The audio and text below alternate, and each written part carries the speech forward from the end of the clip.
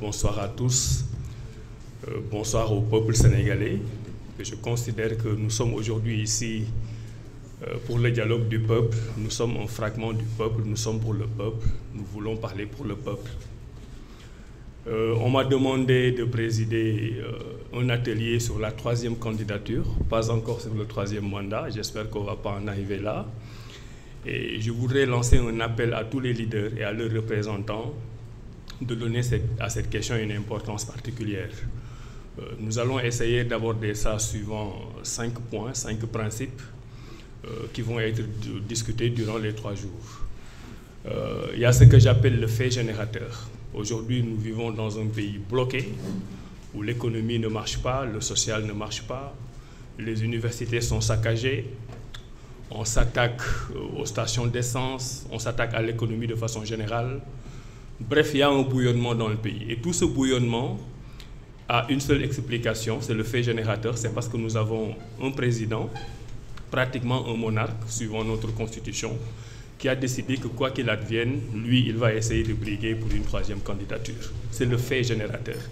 Toutes les autres crises que nous avons au niveau du Sénégal ne s'expliquent que parce qu'au sommet de l'État, on n'a pas tenu à clarifier les choses. Donc, may wax ni li nga xam ne moo ñu fi dajale fii ci F24 mooy pour waxtaan ak suñu askan parce que dañu bokk ci suñu askan même bu dee am na ñeneen ñoo xam ne dañu tànn dem palais di waxtaan ak Macky Sall ñun dañu am droit toog waxtaan suñu biir waxtaanal suñu askan. Nous sommes l'esprit du peuple te peuple boobu dafa jàpp tey dans sa grande majorité parce que loolu la waxoon ak président Macky Sall que 3e candidature du fi am. loolu mooy ponk bi nga xam ne moom la ñuy jëkk a waxtaan ci dialogue bi nga xam ne dinañ ko commencer suba moom la ñuy woowee le fait générateur maanaam dëkk bi lu fi xew tey mooy station d'essence yu ñuy toj mooy nit ñi di xeex ci mbedd bi mooy économie boo xam ne doxul lépp loo xam ne gis nga ko fi mooy opposants yi ñuy jàpp ne duñu bokk ci élection yi mooy militants yi ñuy jël di leen tëj kaso lépp lu fi am crise bu fi am rek mu ngi jógee sur le fait que on vit un stress institutionnel boobu mooy président Macky Sall bi nga xam ne moo ñu waroon yeewi depuis le début waxul dara ci 3e candidature am moo tax sénégalais nekk ci stress loolu nag bëgg nañ suba ñu waxtaan ci ba nga xam ne bu 3 jours de dialogue bi di jeexee dinañ ci am ay conclusions. Il y a aussi ce que j'appelle le déroulé constitutionnel loolu il faut ñu fàttali ko sénégalais yëpp xam ko parce que on s'est rendu compte que les gens ne sont pas au même niveau d'information. Contrairement à ce que beaucoup pensent, ce n'est pas seulement en 2012 et en 2022-23 que la question de la 3e candidature ou d'un éventuel 3e mandat s'est posée. Pour le rappel, c'est important, c'est en 1970, pour la première fois, le 26 février 1970, que Senghor avait décidé de limiter les mandats à 2. Le 26 février 1970. Donc 1970, le Senghor moo jëkk a décidé ne président bu defati ñaari mandat da ngay dem. En 1976, ce verrouillage qu'il avait fait a été déverrouillé. Donc en 1976 li ñu defoon ci constitution bi ne dañ koy benn président du defati lu ëpp ñaari mandat ñu dindi ko. Donc cette séquence-là elle est importante. Premier verrouillage, premier déverrouillage. Bi ñu ñëwee ba 1992, on a encore verrouillé la constitution pour limiter à 2 mandats. C'était le fameux code consensuel ñu changé constitution bi def ko ci. Donc ce que Senghor avait fait, Abdou Diouf aussi l'a fait en 92. Sauf que Abdou Diouf avant de partir en 1998, il a aussi déverrouillé. En 1970-76, c'était 2 mandats de 5 ans. En 92-98, c'était 2 mandats de 7 ans. Abdou Diouf, avant muy dem dindi na 98. D'ailleurs, pour ceux qui connaissent l'histoire du Sénégal, ces révisions constitutionnelles yooyu am 98 bokk na ci li nga xam ne mën na expliquer la défaite du président Abdou Diouf en 2000. Donc la question remonte à loin. Maintenant, pour régler question yooyu yëpp bi Abdoulaye Wade di ñëwee en 2001 ci le verrouillé waat ne kenn mënul def lu ëpp 2 mandats. Et depuis lors, il n'y a pas eu de nouvelle constitution au Sénégal. Il y en a eu beaucoup de révisions constitutionnelles, notamment ce qui est arrivé en 2016 avec le référendum, mais du changement de constitution. Ñoom beneen partie du peuple bi boo leen déggee, ils présentent ça comme une nouvelle constitution. Ça n'est pas une. Ils sont même allés voir un certain Guillaume Drago qui est sorti de Panthéon Assas, agrégé de droit constitutionnel, mais certainement pas de droit constitutionnel sénégalaise, qui est venu nous bâtir un argumentaire sur la base du fait qu'en 2016, c'était une nouvelle constitution. Ce n'est pas vrai. Donc, déroulé boobu ñi di dialoguer ak peuple bi dafa baax ñu xam ko pour wane ne lii du question bu bees te bépp président boo xam ne mës nga ko fi yëngal peuple bi dafay taw xaw jàkkaarloo ak yow ba loolu nga bëgg a def du am. Maintenant, il y a la question de l'article 27 pur. Ça, c'est la troisième question.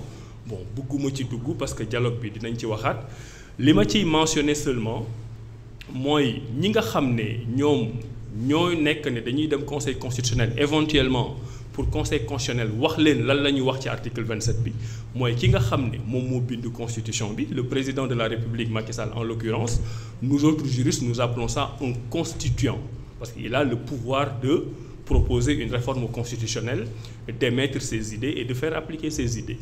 Et quand il a émis ses idées, il a eu un légisticien. Le légisticien, c'est celui qui écrit la loi. En l'occurrence, c'est son ministre de la Justice, à l'époque, je pense, conseiller juridique, qui a écrit. Donc, pour nga mën a dem ci conseil constitutionnel di ko laaj est-ce que lii leer na wala leeru est-ce que mën naa nekk candidat wala mënuma nekk candidat c'est une aberration juridique parce que yow mënoo bind ba pare li nga bind nga dem di ko laaj koo xam ne ba ngay bind nekku fa pour moom mu fàttali lan nga bindoon c'est d'un ridicule extraordinaire.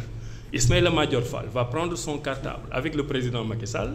Ils vont aller voir les membres du Conseil constitutionnel et leur demander, vous du Conseil constitutionnel, qui n'étiez pas là quand nous on pensait à cet article 27, rappelez-nous ce que moi, Macky Sall, ce que moi, Ismaïla Madior Fall, nous avions voulu dire. xam nga loolu il faut tappale la loolu dinañ ci waxtaan ci dialogue bi pour que sénégalais yi xam ko aussi. Le quatrième point, c'est ce que j'appelle la parole donnée qui n'est pas censée être du droit, mais qui est du droit et qui est lié au développement que je viens de donner tout à l'heure, parce que c'est le constituant dérivé. C'est le constituant dérivé, le président Macky Sall, qui a été à l'origine de cette constitution. Mais li ëpp solo mooy le 20 mars dernier, il a fait une interview au niveau de la France avec l'Express pour dire que ñëpp xamoon nañ ni en réalité moom am na droit troisième candidature et que le problème juridique est réglé. L'autre jour, quand il ouvrait son dialogue, qui n'est pas le dialogue exclusif du peuple, mais qui est le dialogue du Sénégal des souvenirs, ici je pense que c'est le dialogue du Sénégal des avenirs. Là-bas, c'est le dialogue du Sénégal des souvenirs. Foofu laa ci yem xam ngeen li mu bëgg a wax. Mais même en ouvrant ce dialogue du Sénégal des souvenirs, buruxal na ci quand même benn phrase en disant oui de toute façon ñëpp xam nañu juridiquement la question elle est réglée. La question elle est réglée dans l'autre sens parce que autrement il faut qu'il nous explique bu dee xamoon nañ ne ñoom la façon d'écrire la constitution l'article 27 lui donne droit à une troisième candidature. Pourquoi après référendum bi il a continué à nous dire avec ay nitam que ne amul droit à candidature? Pourquoi ils l'ont tous répété sur tous les plateaux de télé? Pourquoi surtout lors de l'élection présidentielle de 2019 il a dit et écrit que c'était sa deuxième candidature? Donc il essayait de brouiller les gens sur des choses que les gens comprennent. C'est de l'histoire contemporaine du Sénégal, ñëpp xam nañ ko. Le cinquième et dernier point, là je prends quelques libertés. Je suis le président de cet atelier sur la troisième candidature. Mais j'ose espérer, et ça c'est ma grande naïveté, que tout ce que nous sommes en train de faire sur la troisième candidature, peut-être n'aura aucun sens et aucune portée d'ici une semaine.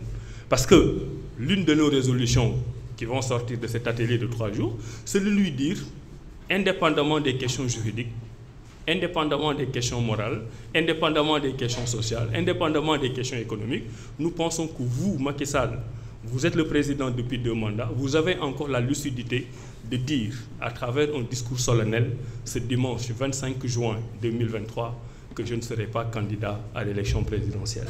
S'il le fait, tout le peuple se retrouvera en un dialogue inclusif et on commencera ensemble, dans le cadre du Sénégal des avenirs et pas du Sénégal des souvenirs, à bâtir un Sénégal nouveau. Je vous remercie.